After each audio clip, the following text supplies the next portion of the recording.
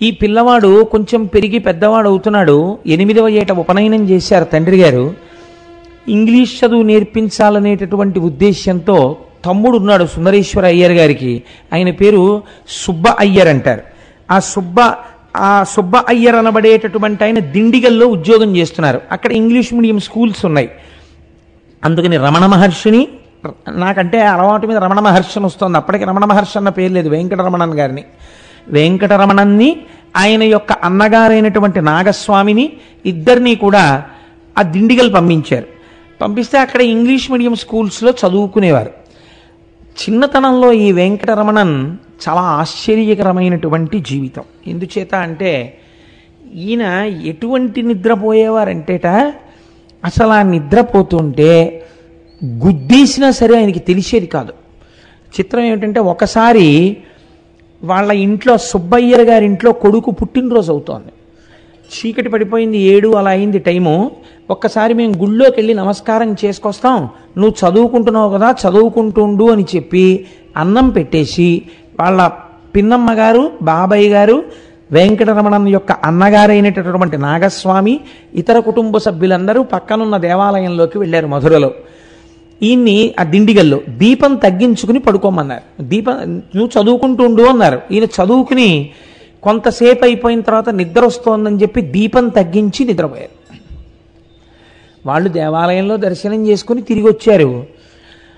తలుపులు కొట్టారు, పెద్ద పెద్ద చప్పుళ్ళు చేశారు, అందరూ కలిసి అరిచారు, కేకలేశారు.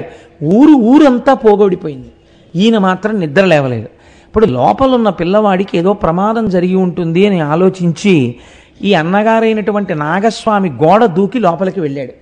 గోడ దూకి లోపలికి వెళ్ళి తలుపులు తాళం తీశారు. బయట నుంచి తాళం తీసేటటువంటి స్థితిలో ఉన్న తాళం కప్పది.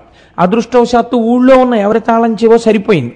తాళం తీసి అందరూ లోపలికి వెళ్ళారు. చిత్రం ఏమిటంటే నిద్రపోతున్న వెంకటరమణన్ని ఇంతమంది కలిసి గుద్దేశారు, ఇంతమంది కలిసి పొడిచారు, మీదెక్కి తొక్కారు. ఆయన లేవలేదు. ఆయన తర్వాత ఎప్పుడో లేచారు.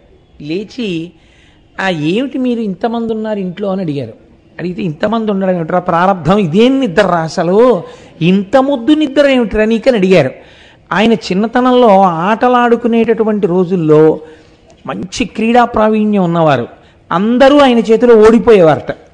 ఈ ఓడిపోయిన వారు ఆయన మీద కక్ష ఎలా తీర్చుకోవాలి అని ఆయన నిద్రపోతున్నప్పుడు లేపి 2 భుజాల కింద చేతులేసి నడిపించి తీసుకుపోయేవారు.